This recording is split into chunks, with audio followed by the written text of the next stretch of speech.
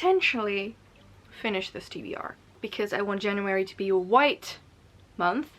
I'm getting old, I'm getting old. Will this be the first TBR that I don't change and I read all of it? Who knows?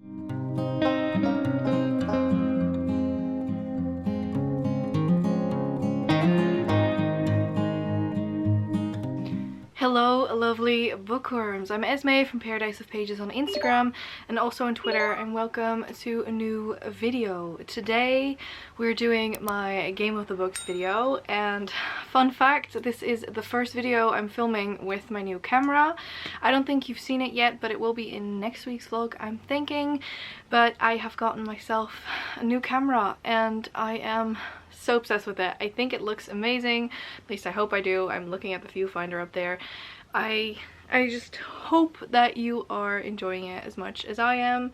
But today I will quickly grab the board. We're doing my Game of the Books. So we have the board once again. I think I mentioned that in December's edition already, but I have changed it a little bit. So for every color we have a different type of prompt, and I'll walk you through it in a little bit, because I am not very good at doing specific books. Like, I am a very big mood reader, so if I want to be able to change out what it is that I'm reading. So for example, let's start with green. For green we have prompts that have something to do about the physical aspects of a book. So it could be the way a cover looks, or having a map, something along those lines. Orange is a prompt that is about the contents of the book. Blue is a general prompt that has to do with one of the books I have on my shelf, so my physical TBR, that's blue. And then yellow, this one is going to be also a general prompt for books that you have recommended, so your favorites. And then purple is still the wild card. So that's it for that. Before we actually go into the board and into the first roll, I do want to quickly mention that there's 3 books that I have to read. So first and foremost, I am reading 2 of my friends' favorites. She's reading, I think, 1 or maybe more of mine this year, and I just immediately want to get it done, because if I don't, I won't read them. And those are Vespertine and These Violent Delights. I want to see if I can fit something in there. And the other book I have to read is for the Enchanted Book Club, which is In a Dark Dark Wood by Ruth Ware, which is the book for January. So I really have to read that one. I should also be reading the conclusion to the 5th season, but considering I've DNF'd the 2nd book and I will not continue that, that can stay off my TBR. So yeah, that is everything that I sort of want to say. That said, my Be Sure-a-thon is coming. I'm gonna make a separate video of that because I will have different books for that, because why not? I think that one's coming for you on the 1st of January, so that will be Sunday, I think, or Monday, Sunday, I don't remember. But yeah, that is everything I wanted to say, and let's just quickly get into roll number 1. Hello and welcome to a new round of Game of the Books.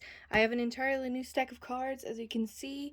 As I have explained, all of them have prompts now, but mean different things. So green is something physical about the book. Orange is actually something about the contents of the book. Then we have blue, which is a book that I own physically. And then we have yellow, which is one of your favorites, and the wild card. So without further ado, let's just do roll number 1. 4. Oh, that's a low one. That's nice. Green. So that means we have something about the book. Nature. So something with nature on the cover. Okay, we can do that, I think. Maybe. We'll see.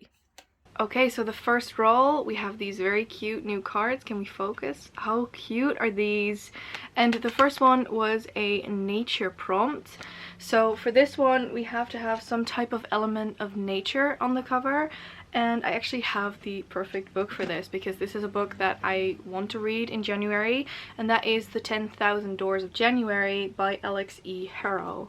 It has these, I mean, there's bits and pieces of flowers all around the cover, and I think it is absolutely stunning. So that's the first one. I have no idea what this one is about. I bought it because it's floppy and because I'm a January baby. My birthday is on the 11th of January, and so I'm turning 25. I'm getting old, But yeah, I thought that would be nice to read in January, so that is book number 1.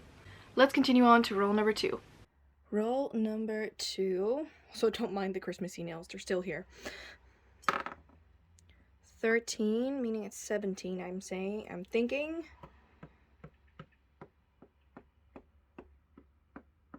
Oh, another green. Oh, a black cover. That works well. I think that's easy to do. So another green, and for this one I have the same card once again. We have a black cover. So for the black cover prompt, there's a lot that I can do because I have a lot of black. I literally have a black shelf right next to me. And so I'm actually forcing myself to continue on with this series. So I'm going to be attempting at least to read A Gathering of Shadows, which is the continuation of A Darker Shade of Magic. This is about, at least the first book, is about multiple characters from different worlds. So the entire idea behind A Darker Shade is that you have 4 different types of London. You have Black London, White London, Red London, and Grey London. I think all of them are also in that order, so they're sort of aligned, they're next to each other.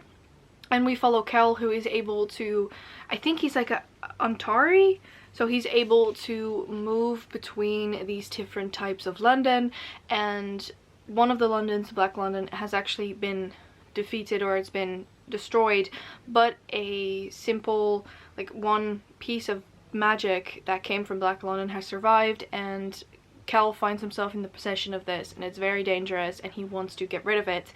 And in sort of those you know, that line of storytelling, great English, Esmay, he meets Lila, and Lila is from Grey London, and she's such a badass. I absolutely love her. I do have a couple of ideas for this second book, but in general just really have to continue. I have started it a while ago, and I'm like this far in, so not that much. I think I read the first half, or the first part, which is, I think, part of Lila's story. I absolutely loved the first one, definitely a 5-star read for me, so I cannot wait to dive into book number 2. Let's move on to roll number 3. Roll number 3. 12. Why are we going so high?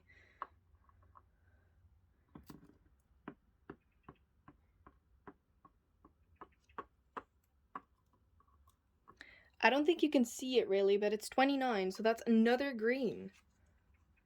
Short title. Okay, I think we can work with this.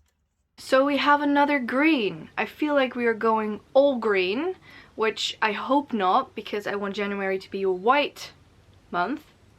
But we have a short title. I hope you can see that. There you go. And for this one, that one was pretty much a given if you've listened to the titles of the books that I have to read in January. So I'm going to be putting Vespertine in this spot.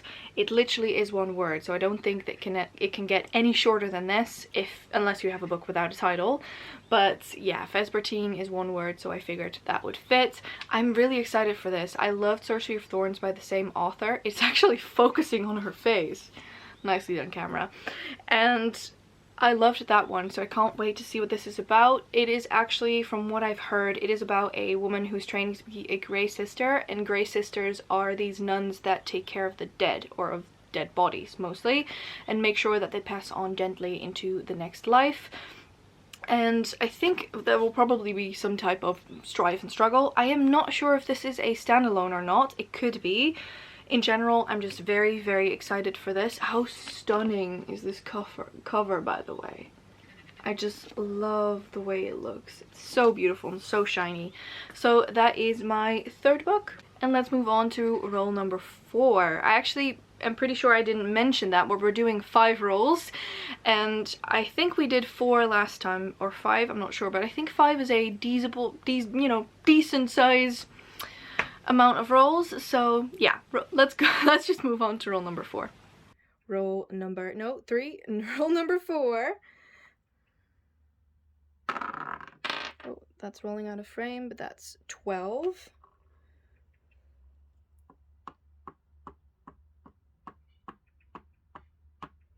Another green! Are we going all green this round? A red cover. Okay, red cover. I think we can do that. Remember when I said we're going all green? It literally feels like we're going all green. I have another green, which is, can we focus? Can we focus? There. Yes, a red cover. So for this one, I have to read a red cover. And I had some issue with this because most of the red books that I own, I either wasn't in the mood for or I've read them. And I've read a lot of them, so there's only a couple that I had left on my shelves, so I figured let's do something completely different. So for this one, I'm going to be reading a contemporary romance called The Heart Principle. I'll move over so I can put the cover here. I have no idea what this is about. I think it's, well, it's contemporary romance and it's adult contemporary romance, and that's everything I need to know in order to read it. This is still very surreal to me that I'm actually reading contemporary romance. I don't usually, honest to God, the only reason I picked this from the amount of contemporary romance I put on Want to Read is because the cover is red. And it's not a Christmas one, because there's a lot of Christmas contemporary romances that I have on my TBR currently that I'll wait until next year to read probably. So yeah, this is book number 4. And let's move on to the final roll. And the final roll, roll number 5, 10. And a wild card. Well, that's an interesting ending. Wild card is always good. So those are my 5 rolls for this time. So the board is nice to me, and we have a wild card, and there is one book that I desperately have to get on this TBR, and that is In a Dark Dark Wood by Ruth Ware. I think this is something to do with people going missing. I feel with murder mysteries and thrillers in general, because I'm pretty sure it's more of a thriller than a murder mystery, I always prefer not knowing too much, and so I want to go into this sort of clear-minded. I have read 2 other books by this author. I've read One by One and I've read The Woman in Cabin 10. One by One was really entertaining and really interesting. The Woman in Cabin 10 was not really my thing. I didn't really like it that much. But this one is, I feel like, something completely different. It had been on my TBR for quite a bit, but considering it was picked as the monthly book for the Enchanted Book Club, I'm of course reading it now. I'll probably, I mean, I already got the ebook on my e-reader, so I'll read this on my e-reader. But yeah, that is book number 5. I always love wild cards because it sort of gives me the ability to move in certain books. Fun fact, I actually could have placed these Violent Delights in one of these as well, but I'm gonna make it interesting for myself, I suppose. That said, let me quickly hold up the books I have. So I have Vespertine, A Darker Shade of Magic, and The 10,000 Doors of January, and then I want to read The Heart Principle and In a Dark Dark Wood. So those are my 5 for this month. I'm pretty excited. I feel like I'm getting back into the fantasy kick, and I feel like I could potentially finish this TBR, but will this be the first TBR that I don't change and I read all of it? Who knows? In any case, I can't believe that we're already doing January's TBR.